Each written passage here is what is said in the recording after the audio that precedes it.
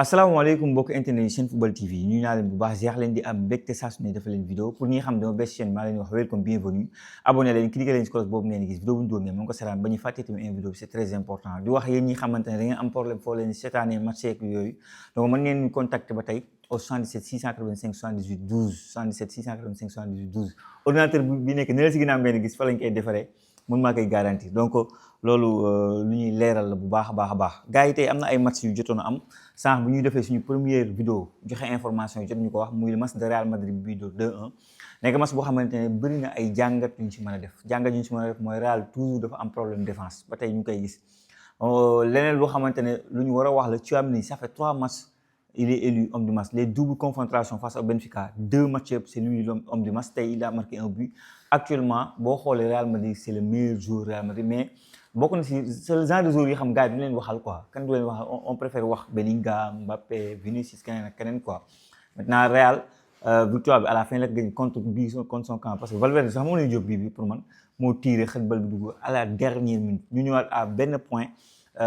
de Barcelone bi xamante ne suba dafa war a jouer même si nag ñoom waa Real ñu appelé benn match Barcelone du coup Barcelone bu gagnaatee da ngay defaat 4 points et tout donc mu nekk victoire bu am solo pour Real Madrid bëri na ay jàngat comme ni on a vu Ferland Mendy Arbeloa dugg na wax nee na moom Ferland Mendy bu jéewul ba léegi ba koy jox tey temps bu bëri bi c'est lui moom c'est lui le problème en fait moom moo def erreur war na ko def peut-être plus de temps de jeu quoi xam nga souvent gars yi dañoo yëg Ferland Mendy mais c'est un bon joueur loolu su mën a dégg quoi mais pour man là où Real doit s'améliorer surtout c'est être efficace devant ba pare le milieu aussi mu am plus de création plus de jeu quoi mais pour cette année pour moi ce sera très difficile de battre Manchester City quoi franchement loolu moom daa war a leer nañ gars yi bu ñu jógee foofu on va parler aussi du match Paris Saint-Germain contre Monaco au Parc des Princes Paris tey moo doon dalal Monaco de Lamine Camara titulaire Krépin Diatta toujours blessé et on a vu un Lamine Camara de feu un Lamine Camara boo xam ne masterclass un masterclass def ba tax naa leen bàyyi benn réaction bu jàll bu ñu ku ñuy wax ni ñu koy waxatee Bass nekk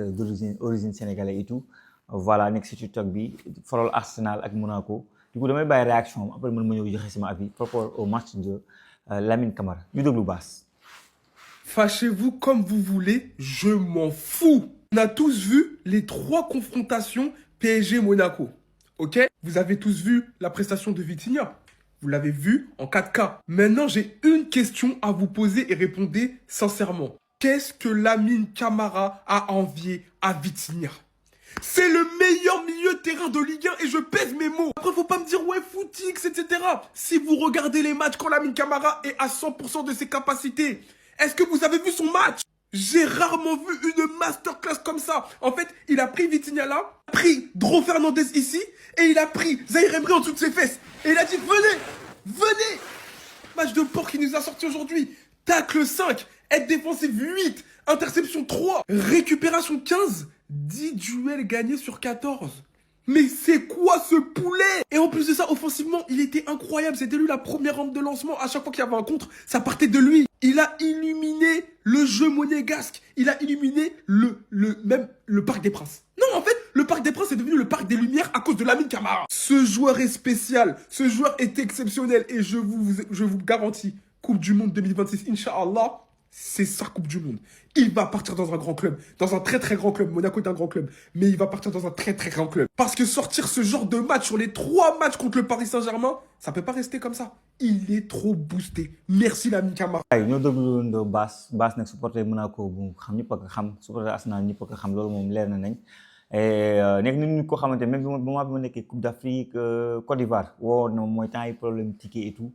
gëjoon nañoo gisee ba gisante waat nañu si Maroc bi ba si jour final bi ku nekk ñëw féliciter sa morom étant des Sénégalais donc ku may déglu la quoi souvent dama abonné si moom sa sur TikTok moom mu faral Monaco moo tax dinaa wax ci kanam Ibrahima Mbaye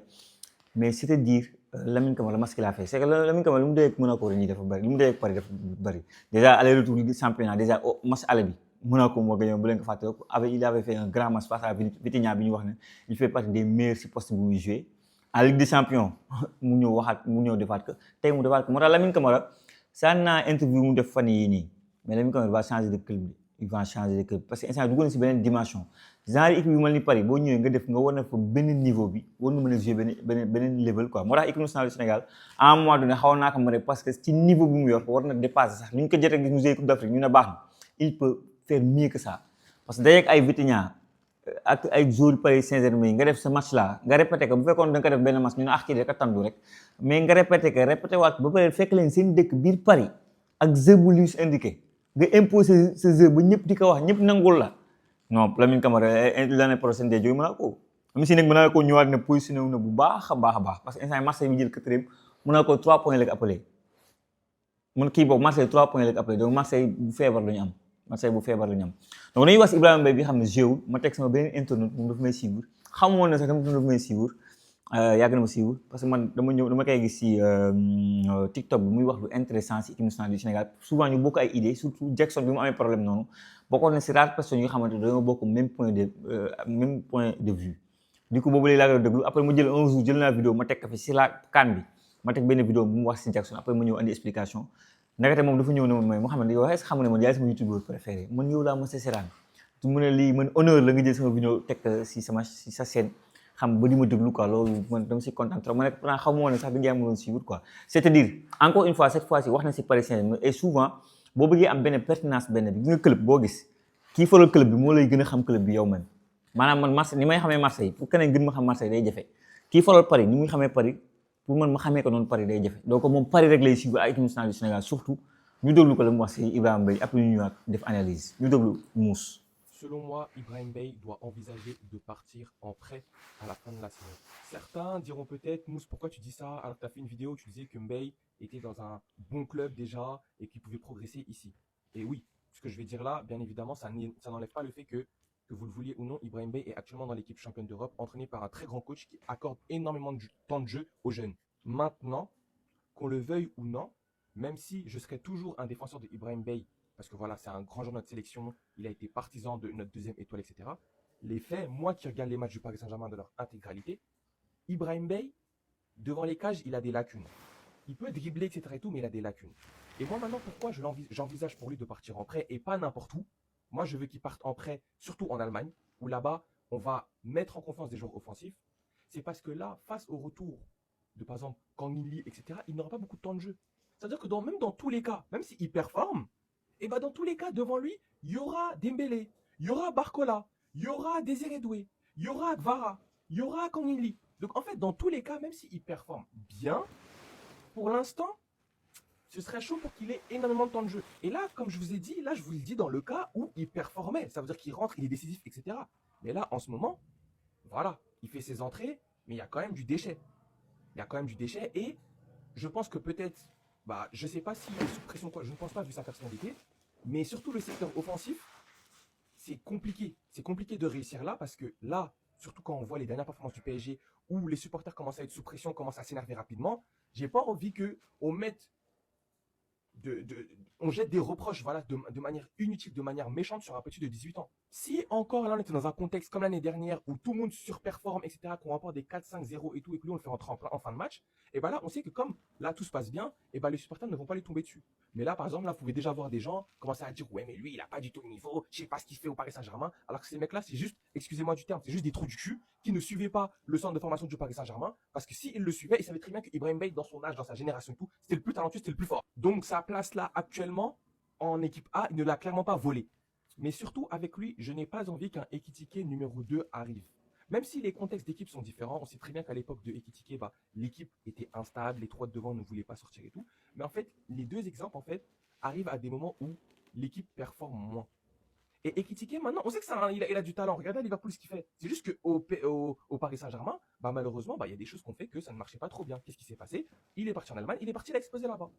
Donc moi, je pense que pour éviter ça, faut pas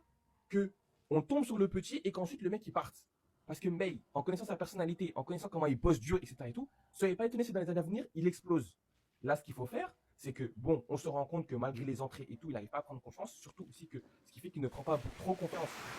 Donc gars yi ñoo ko déglu kookoy Mousse mën ngeen ko suivre sur TikTok supporter Paris Saint-Germain en même temps équipe nationale du Sénégal lay dundee nekk ko xam ne nag français et tout donc gis ngeen li mu wax si par rapport ak Ibrahima Mbaye moom gis ngeen Ibrahima Mbaye même bu nekkee benn niveau bi nekk en forme je partage avis bi mu wax même bu nekkee benn niveau bi nekk en forme ñoom it Dembélé ne en forme Désiré Doué ne en forme Kvaratskhelia ne en forme moom du jouer est-ce que comprendre wuute nag te jamono bi newul en forme donc bu fekkee yow boo nee en forme sax doo jouer kon comme boo nekkul en forme mooy loolu moo tax moom li mu propose mooy un prêt yéen selon vous par rapport ak moom idée yi mu andi vous partagez le même avis ou pas ci commentaire wax leen seen avis en tout cas man année prochaine bu demee en prêt man damay jël pour man un Ibrahima Mbaye en prêt Aston Villa moo xam c'est pas moi Strasbourg Lille wala benn équipe anglais wala équipe espagnole xam nga Atlético Bilbao sax pour mu dem fa day jafe moom mooy loolu maa ngi naan Atlético Bilbao mais benn équipe boo xamante daal mën na fa am plus de temps de jeu ñun Sénégal dinañu arranger trop parce que SCTM nga bëgg ko nga bañ ko depuis que mu jógee CAN bi dafa changé avec ce Luis Enrique là benn pari bu malade pari boo xamante ne je pense que li bokk na si li leen gën a sonal mooy coupe du monde des clubs bi loolu moo leen topp ba tey jii nii supporter ba buy suivre pari war na xam ne coupe du monde des clubs boobu noonu yàqal na pari saison bu baax a baax a baax donc Ibrahima Mbaye actuellement il joue pas tey waat match yi gën a am importance de jouer ay contre Marseille Classico ay match bii nii yii nii match Ligue des Champions mu joué presque dara bi mu fu mujjee joué gis nga ñu bëri na ma non Mohamed koor gi la mais Dieng Lamine Yamal dafa koor keroog ay bii graal ñetti bii la laal donc du ay woor je pense pas que c'est ça donc motivation foog mu ñëwaat foog ñu boole que tu fais partie du projet PSG pour booy bi gëm na ne voilà il doit mouiller le maillot il doit faire plus que li muy wane nii jamono bi gars yi bu ma jógee foofu je vais parler de Moussa Ndiaye qui est en grande forme du côté de Schalke 04 tey ñoo gagné waat encore titulaire il a fait une très belle prestation actuellement déjà rek supporters yi staff bu Schalke 04 de manière générale bëgg nañu ko téye éventuel parce que prêt la waa Anderlecht ñoo ko moom mais instant finalement dañoo am satisfaction bëgg nañu ko téye lan moo ko waral Moussa Ndiaye non seulement il est titulaire il fait de très bons matchs ba pare Schalke 04 est leader jikko fa la nekk donc Schalke 04 équipe bu am histoire la équipe bu emblématique la équipe bu mille Ligue des Champions la mu ndeysaan mais ñoo ngi deuxième division mais ak première bi ñu jël nii prochainement mën nañu ñëw première division et pour man suñu gaynde bi bu nee Schalke 04 l'année prochaine avec Bundesliga dina baax trop ci carrière là il est en train de faire des belles prestations à chaque week-end da ngay gis ne mu ngi wane niveau même si ajuma la nekk mais week-end bu nekk wala journée bu nekk moo ngi wane boppam bu baax et loolu franchement c'est à féliciter autant pour moi donc mbokk yi de manière générale lii laa bëggoon partager ak yéen ci commentaire yi wax leen seen xalaat ak seen gis-gis dem si yeneen plateforme yi dooleel ñu moo xam TikTok la moo xam Instagram la aussi di wax yéen ñi xam ne ngeen bëgg ay maillot ay blouson lépp lu jëm si wàllum sport mën ngeen ko am fii sur Senfootball TV démb rek dugal naa leen ay bal yu xamante ne Bundesliga la donc ay bal yi yëpp am na Adidas Nike bal original yu baax yi am ngeen ko fii sur Senfootball TV 77 352 31 01 77 352 31 01 maillot sélection ak maillot rétro yi am na maillot sélection yeneen yi ay Allemagne Espagne Portugal yu bees yi quoi yooyu yëpp am na ak blouson yi fi ngeen ñuy contacter 77 352 31 01 nga nekk ci réew bi ak bitim réew dinañ la ko mën a jox mbokk yi li moo nekkoon vidéo bi jaajëfal naa leen wax leen ba beneen sur Senfootball TV